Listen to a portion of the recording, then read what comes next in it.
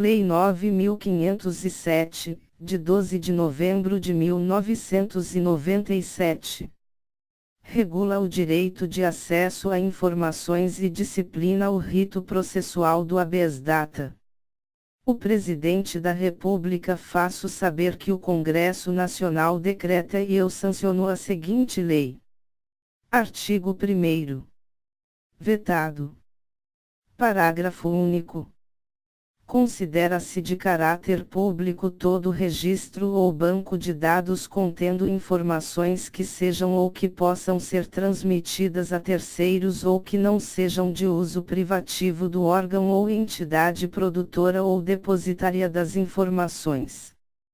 Artigo 2º. O requerimento será apresentado ao órgão ou entidade depositária do registro ou banco de dados e será deferido ou indeferido no prazo de 48 horas. Parágrafo único. A decisão será comunicada ao requerente em 24 horas. Artigo 3º. Ao deferir o pedido, o depositário do registro ou do banco de dados marcará dia e hora para que o requerente tome conhecimento das informações. Artigo 4º.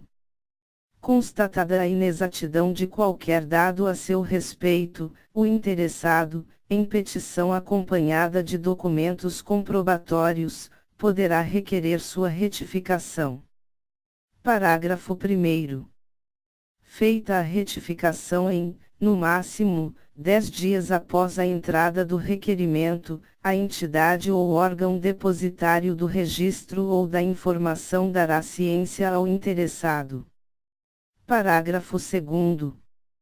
Ainda que não se constate a inexatidão do dado, se o interessado apresentar explicação ou contestação sobre o mesmo, justificando possível pendência sobre o fato objeto do dado, tal explicação será anotada no cadastro do interessado. Artigo 5º. Vetado. Artigo 6º. Vetado. Artigo 7º. Conceder-se a habeas data. Inciso 1º. Para assegurar o conhecimento de informações relativas à pessoa do impetrante, constantes de registro ou banco de dados de entidades governamentais ou de caráter público. Inciso 2º. Para a retificação de dados, quando não se prefira fazê-lo por processo sigiloso, judicial ou administrativo. Inciso 3º. Para a anotação nos assentamentos do interessado, de contestação ou explicação sobre dado verdadeiro mas justificável e que esteja sob pendência judicial ou amigável. Artigo 8º.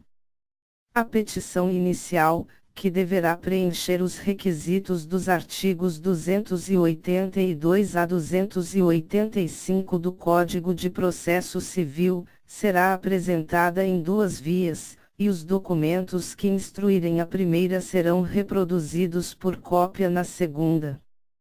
Parágrafo único. A petição inicial deverá ser instruída com prova. Inciso 1º. Da recusa ao acesso às informações ou do decurso de mais de 10 dias sem decisão. Inciso 2º. Da recusa em fazer-se a retificação ou do decurso de mais de 15 dias, sem decisão, ou. Inciso 3º. Da recusa em fazer-se a anotação a que se refere o parágrafo 2º do artigo 4º ou do decurso de mais de 15 dias sem decisão. Artigo 9º. Ao despachar a inicial, o juiz ordenará que se notifique o coator do conteúdo da petição, entregando-lhe a segunda via apresentada pelo impetrante, com as cópias dos documentos, a fim de que, no prazo de 10 dias, preste as informações que julgar necessárias. Artigo 10. A inicial será desde logo indeferida, quando não for o caso de habeas data, ou se lhe faltar algum dos requisitos previstos nesta lei.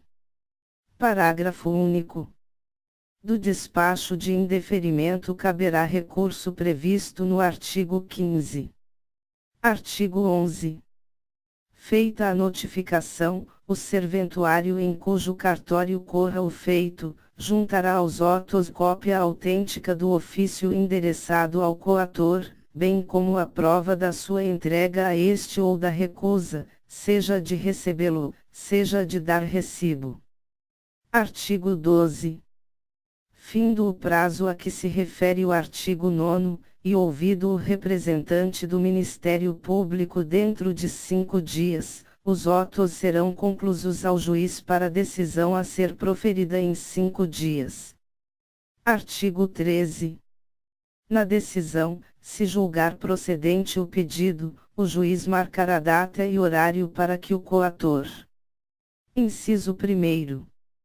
Apresente ao impetrante as informações a seu respeito, constantes de registros ou bancos de dados, ou. Inciso 2º. Apresente em juízo a prova da retificação ou da anotação feita nos assentamentos do impetrante. Artigo 14. A decisão será comunicada ao coator, por correio, com aviso de recebimento, ou por telegrama, radiograma ou telefonema, conforme o requerer o impetrante. Parágrafo único. Os originais, no caso de transmissão telegráfica, radiofônica ou telefônica, deverão ser apresentados à agência expedidora, com a firma do juiz devidamente reconhecida. Artigo 15. Da sentença que conceder ou negar o habeas data cabe apelação. Parágrafo único. Quando a sentença conceder o habeas data, o recurso terá efeito meramente devolutivo. Artigo 16. Quando o habeas data for concedido e o presidente do tribunal ao qual competir o conhecimento do recurso ordenar ao juiz a suspensão da execução da sentença, desse seu ato caberá agravo para o tribunal a que presida. Artigo 17. Nos casos de competência do Supremo Tribunal Federal e dos demais tribunais caberá ao relator a instrução do processo. Artigo 18. O pedido de habeas data poderá ser renovado se a decisão denegatória não lhe houver apreciado o mérito. Artigo 19. Os processos de habeas data terão prioridade sobre todos os atos judiciais, exceto habeas corpus e mandado de segurança. Na instância superior, deverão ser levados a julgamento na primeira sessão que se seguir a data em que, feita a distribuição, forem conclusos ao relator. Parágrafo único. O prazo para a conclusão não poderá exceder de 24 horas, a contar da distribuição.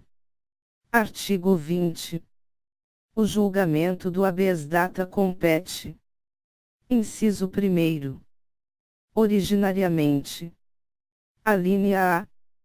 Ao Supremo Tribunal Federal, contra atos do Presidente da República, das mesas da Câmara dos Deputados e do Senado Federal, do Tribunal de Contas da União, do Procurador-Geral da República e do próprio Supremo Tribunal Federal.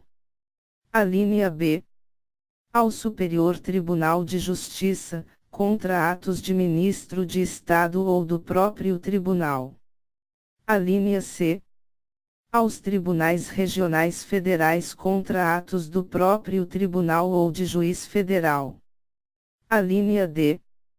A juiz federal, contra ato de autoridade federal, excetuados os casos de competência dos tribunais federais. Alínea E. A tribunais estaduais, segundo o disposto na Constituição do Estado. Alínea F. A juiz estadual, nos demais casos. Inciso 2º. Em grau de recurso. Alínea A. Ao Supremo Tribunal Federal, quando a decisão denegatória for proferida em única instância pelos tribunais superiores. Alínea B.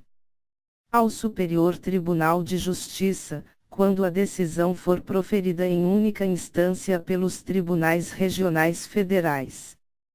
Alínea C. Aos tribunais regionais federais, quando a decisão for proferida por juiz federal.